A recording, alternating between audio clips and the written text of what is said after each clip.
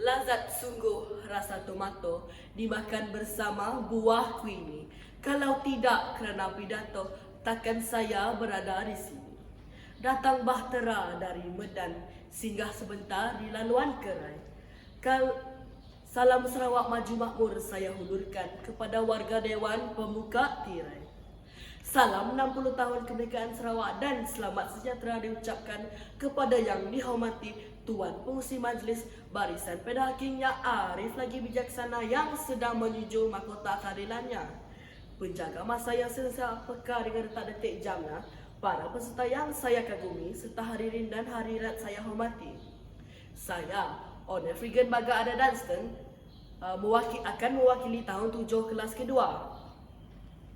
Hadirin dan hadirat yang dihormati, sebelum lahirnya sebuah negeri yang bernama Sarawak, muncullah seorang pemuda yang berjaya menolong sebuah negeri untuk bebas dari jajahan dan demi keadilan dan juga demi tanah air yang dia sayangi.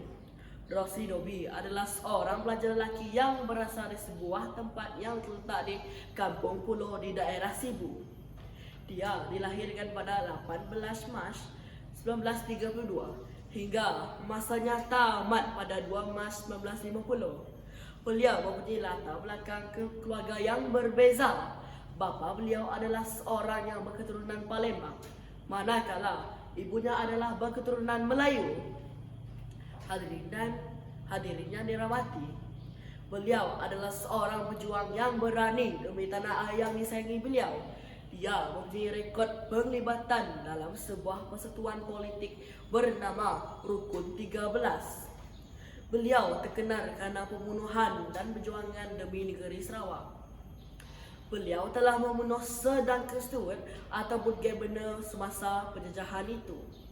Pada 3 Disember 1949, dia dicari telah membunuh Sir Duncan Stewart kerana dia telah dipilih daripada Persatuan Rukun 13 untuk melakukan pembunuhan ini.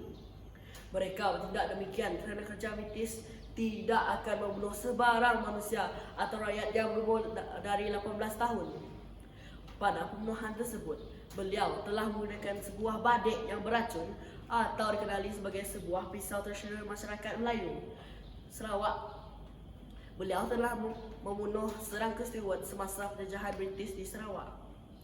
Hadirin yang dihormati, selepas pembunuhan tersebut berlaku, beliau telah dimasukkan ke dalam penjara di Kuching.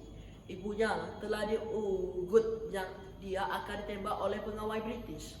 Beliau terpaksa mengakui perbuatan tersebut demi keselamatan ibu dan keluarganya.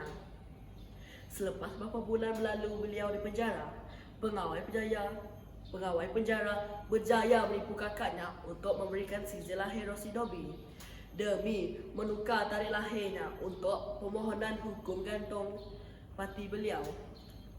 Selepas kakak Rosli berjaya dipedai, beliau akhirnya telah digantung mati pada 2 Mac 1950 dan turut samarakan perjuangannya yang ikut melakukan pembunuhan ini, iaitu Morshidi Sidek, Awang Rami Amit Awang Masarudin dan Bujang Suntong. Selepas kematian mereka berempat, telah berlakunya sebuah pergerakan penantangan anti penjajah di Sarawak berakhir secara mendadak.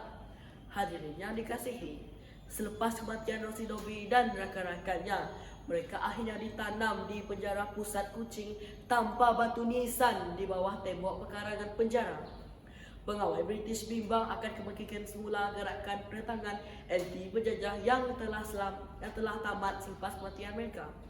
Selepas 46 tahun, mereka bersemadi di tanah kuburan penjara Kuching.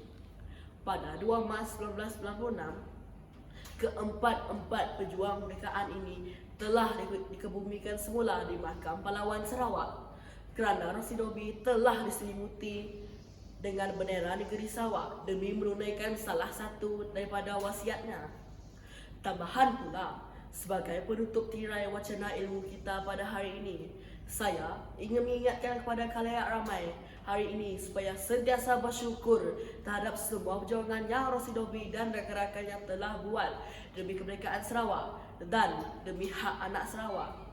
Tanpa mereka, apakah kita? Semua perjuangan adalah penting demi tanah air kita. Jadi bersyukurlah kepada mereka. Akhirnya tanah air bumi Kelang kita telah berjaya menaiki pesada dunia dan telah maju. Saya akan mengakhiri pidato saya dengan sebuah pantun. Pergi memancing ke Sungai Sula, nila dipancing di hari senja. Salam undur diri dari saya untuk teman-teman semua. Sekian, terima kasih saya ucapkan.